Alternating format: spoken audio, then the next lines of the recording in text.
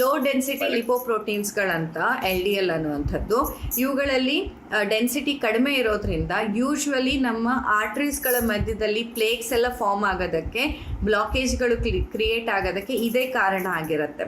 So LDL ಕೂಡ ಜಾಸ್ತಿ ಇರಬಾರ್ದು. ಆದರೆ ಅದೇ ಇದರದೆಲ್ಲ ರೇಷಿಯೋಗಳು ಹೇಗೆ ಬರುತ್ತೆ ಅಂತಂದರೆ, ಕೇವಲ ರಿಪೋರ್ಟ್ಸನ್ನು ನೋಡಿ, ಕೇವಲ ಒಂದು ಈಗ ಈ ಬ್ಲಡ್ ಟೆಸ್ಟ್ ರಿಪೋರ್ಟ್ಸನ್ನು ನೋಡಿ ಯಾರೂ ಕೂಡ ನಿಮಗೆ ಹಾರ್ಟ್ ಪ್ರಾಬ್ಲಮ್ ಬರುತ್ತಾ ಇಲ್ವಾ, ಹಾರ್ಟ್ ಅಟ್ಯಾಕ್ ಆಗುತ್ತಾ ಇಲ್ವಾ ಅಂತ ಹೇಳಕ್ಕೆ ಸಾಧ್ಯ ಇಲ್ಲ.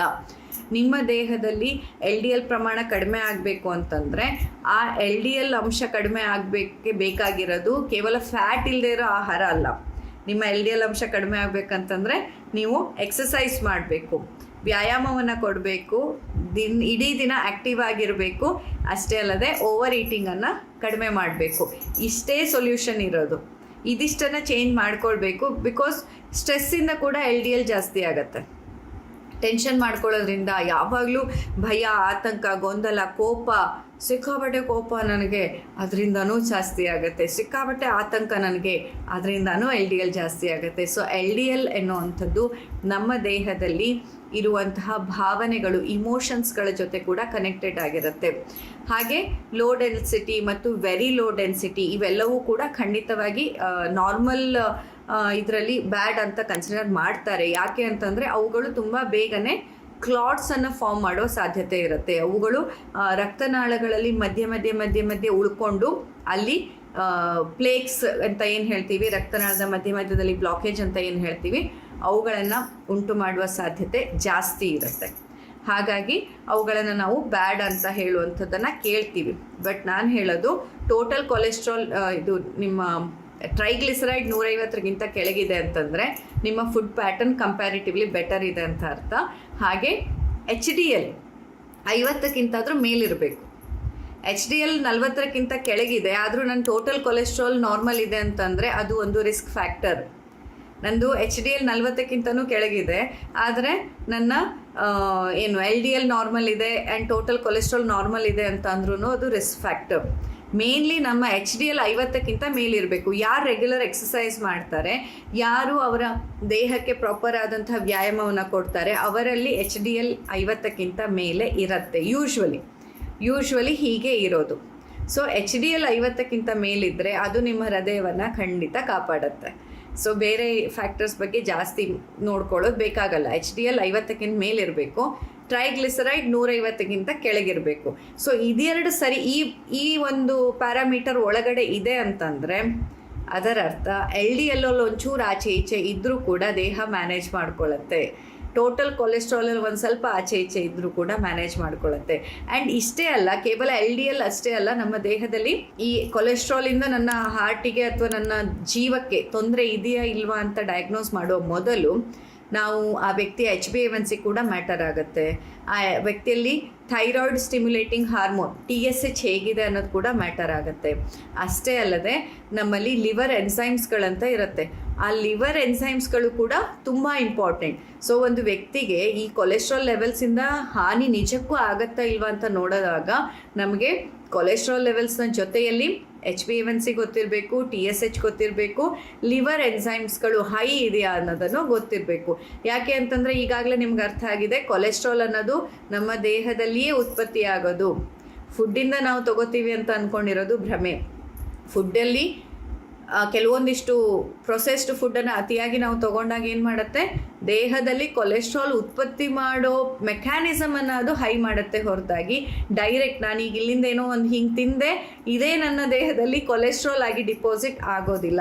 ನಮ್ಮ ದೇಹವೇ ಉತ್ಪತ್ತಿ ಮಾಡೋದು ಆಗಿರೋದ್ರಿಂದ ಆ ಉತ್ಪತ್ತಿ ಮಾಡುವಾಗ ಲಿವರ್ ಎನ್ಸೈಮ್ಸ್ಗಳು, ಕೆಲವೊಮ್ಮೆ ಲಿವರಲ್ಲಿ ಇನ್ಫೆಕ್ಷನ್ ಇದ್ದಾಗ, ಲಿವರಿಗೆ ಏನಾದರೂ ಸಮಸ್ಯೆ ಇದ್ದು ಸಡನ್ನಾಗಿ ಅದರಲ್ಲಿ ಲಿವರ್ ಎನ್ಸೈಮ್ಸ್ಗಳು ಹೈ ಆದಾಗ ಕೂಡ ಎಲ್ಲದೂ ಕೂಡ ದೇಹದ ಜೀವಕೋಶಗಳಿಗೆ ಕೊಡೋ ಬದಲು, ದೇಹದ ಮಾಂಸಖಂಡಗಳಿಗೆ ಕೊಡೋ ಬದಲು ಡೈರೆಕ್ಟಾಗಿ ಎಲ್ಲ ಕೊಲೆಸ್ಟ್ರಾಲ್ ಆಗಿ ಕನ್ವರ್ಟ್ ಮಾಡಿಡೋ ಸಾಧ್ಯತೆಯೂ ಇರುತ್ತೆ.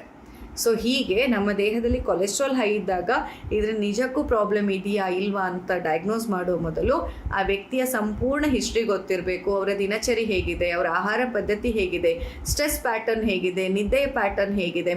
ಅಷ್ಟೇ ಅಲ್ಲದೆ ನಮ್ಮ ಈವನ್ ಸೀಸನಲ್ಲಿ, ಅದಕ್ಕೆ ಆಯುರ್ವೇದ ತುಂಬ ಸುಂದರವಾಗಿ ಋತುಚರ್ಯ ಅಂತ ಹೇಳಿರೋದು. ಯಾಕಂತಂದರೆ ಋತುವಿಗೆ ಅನುಸಾರವಾಗಿ ಕೂಡ ಕೊಲೆಸ್ಟರಾಲ್ ಲೆವೆಲ್ಸಲ್ಲಿ ವೇರಿಯೇಷನ್ ಬರುತ್ತೆ.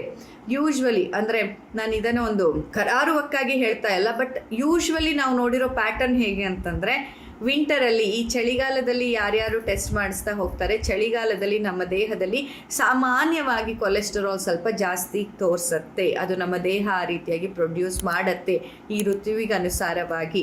ಹಾಗೆ ಬೇಸಿಗೆಯಲ್ಲಿ ನಮ್ಮ ದೇಹದಲ್ಲಿ ಕೊಲೆಸ್ಟ್ರಾಲ್ ಲೆವೆಲ್ ಸ್ವಲ್ಪ ಲೋವರ್ ಆಗ್ತಾ ಹೋಗುತ್ತೆ, ಸ್ವಲ್ಪ ಮಟ್ಟಿಗೆ ಅದು ಕಂಟ್ರೋಲಿಗೆ ಬಂದಾಗ ಅನ್ನಿಸ್ತಾ ಹೋಗುತ್ತೆ. ಹಾಗೆಯೇ ಯಾವಾಗ ನನ್ನ ದೇಹದಲ್ಲಿ ಏನಾದರೂ ಅಕ್ಯೂಟ್ ಇನ್ಫೆಕ್ಷನ್ಸ್ಗಳಿದ್ದಾಗ, ಇನ್ಫೆಕ್ಷನ್ಸ್ ಆದ ತಕ್ಷಣದಲ್ಲಿ ನಾನೇನಾದರೂ ಕೊಲೆಸ್ಟ್ರಾಲ್ ಚೆಕ್ ಮಾಡಿದರೆ ಹೈ ಇರುವಂಥ ಸಾಧ್ಯತೆ ಜಾಸ್ತಿ ಇದೆ.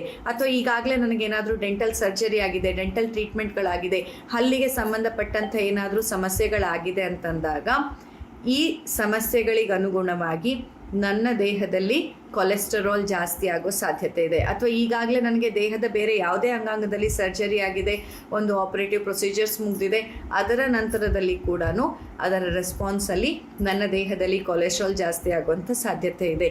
ಕಂಟಿನ್ಯೂಸ್ಲಿ ನಾನು ನಿದ್ದೆಗೆಡ್ತಾ ಇದ್ದೀನಿ, ನೈಟ್ ಶಿಫ್ಟಲ್ಲಿ ವರ್ಕ್ ಮಾಡ್ತಿದ್ದೀನಿ, ನಿದ್ದೆಯ ಕೊರತೆ ಆಗ್ತಾಯಿದೆ, ಸಮಸ್ಯೆ ಆಗ್ತಿದೆ ಅನ್ನೋರಲ್ಲಿ ಕೂಡ ಕೊಲೆಸ್ಟರಾಲ್ ಜಾಸ್ತಿ ಆಗುವ ಸಾಧ್ಯತೆ ಇದೆ. ಸೊ ಕೊಲೆಸ್ಟ್ರಾಲ್ ಅನ್ನುವಂಥದ್ದು ಕೇವಲ ಫುಡ್ಡಿಂದ ಅನ್ನೋದು ಸುಳ್ಳು.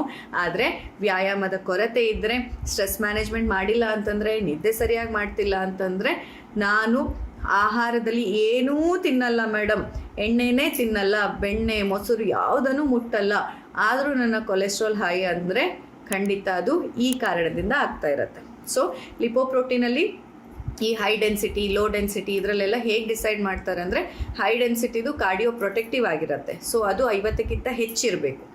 ಲಿಪೋಪ್ರೋಟೀನಲ್ಲಿ ಲೋ ಡೆನ್ಸಿಟಿ ಇರೋದು, ವೆರಿ ಲೋ ಡೆನ್ಸಿಟಿ ಇರೋದೆಲ್ಲ ಏನಾಗಿರುತ್ತೆ ಅಂದರೆ, ಅದು ಡೈರೆಕ್ಟಾಗಿ ಅದು ಹಾರ್ಟಿಗೆ ತೊಂದರೆ ಕೊಡುತ್ತೆ ಅಂತಲ್ಲ, ಬಟ್ ಅದು ಒಂದು ಲಿಮಿಟ್ಗಿಂತ ಹೆಚ್ಚಾಗ್ತಾ ಹೋದಾಗ ನಮ್ಮ ದೇಹದಲ್ಲಿ ಕ್ಲಾಟ್ಸ್ ಫಾರ್ಮ್ ಆಗೋ ಸಾಧ್ಯತೆ ಹೆಚ್ಚಿರುತ್ತೆ. ಅದರಿಂದಾಗಿ ಬ್ಲಾಕೇಜಸ್ ಅಥವಾ ಪ್ಲೇಕ್ಸ್ಗಳು, ಕಸ ಕಟ್ಟದ ಹಾಗೆ ಅದು ಅಲ್ಲಲ್ಲಿ ಕೂತ್ಕೊಳ್ಳೋ ಸಾಧ್ಯತೆ ಜಾಸ್ತಿ ಇರುತ್ತೆ. ಅಷ್ಟೇ ಹೊರತಾಗಿ ಇಲ್ಲಿ ಲಿಪೋಪ್ರೋಟೀನ್ಗಳಲ್ಲಿ ಆ ಲೋ ಡೆನ್ಸಿಟಿ ಇರೋದೇ ಒಂದು ದೊಡ್ಡ, ಅವುಗಳನ್ನೇ ನಾವು ವಿಲನ್ ಥರ ನೋಡೋ ಅಗತ್ಯ ಇಲ್ಲ. ನಿಜಕ್ಕೂ ವಿಲನ್ಗಳು ಯಾರ್ಯಾರು ಹೇಳಿ? ಎಲ್ಲ ಪ್ರೊಸೆಸ್ಡ್ ಫುಡ್ಗಳು. ನಿಜಕ್ಕೂ ವಿಲನ್ ಯಾವ್ಯಾವ್ದು ಹೇಳಿ? ನೀವು ವ್ಯಾಯಾಮ ಕೊಡದೇ ಇರೋದು ದೊಡ್ಡ ವಿಲನ್. ನಿಜಕ್ಕೂ ವಿಲನ್ ಯಾವುದು? ನೀವು ಆಹಾರದಲ್ಲಿ ಪ್ರೊಸೆಸ್ಡ್ ಫುಡ್ಗಳನ್ನು, ಕೆಚಪ್ಗಳನ್ನು, ಆಮೇಲೆ ಈ ಚಿಪ್ಸ್ಗಳನ್ನು, ಸ್ವೀಟ್ಸ್ಗಳನ್ನು, ತುಂಬ ಜಾಸ್ತಿ ಪ್ರಮಾಣದಲ್ಲಿ ಕಾರ್ಬೋಹೈಡ್ರೇಟ್ಸ್ಗಳನ್ನಾಗಿರ್ಬೋದು, ಅತಿಯಾದ ಯಾವುದೇ ಆಹಾರವನ್ನು ನಿಮ್ಮ ಹಸಿವಿಗಿಂತ ಅಗತ್ಯವಾಗಿ ನಿಮ್ಮ ದಿನಚರಿಗಿಂತ ಹೆಚ್ಚು ತಿನ್ನೋದು ನಿಜವಾದ ವಿಲನ್. ಇಲ್ಲಿ LDL, VLDL, HDL ಇದೆಲ್ಲ ನಿಮ್ಮ ದೇಹವೇ ಪ್ರೊಡ್ಯೂಸ್ ಮಾಡೋಂಥದ್ದು. ನಿಮ್ಮ ದೇಹಕ್ಕೆ ಗೊತ್ತು ಎಷ್ಟು ಬೇಕೋ ಅಷ್ಟೇ ಅದನ್ನು ಪ್ರೊಡ್ಯೂಸ್ ಮಾಡ್ಕೊಳ್ಳೋದು.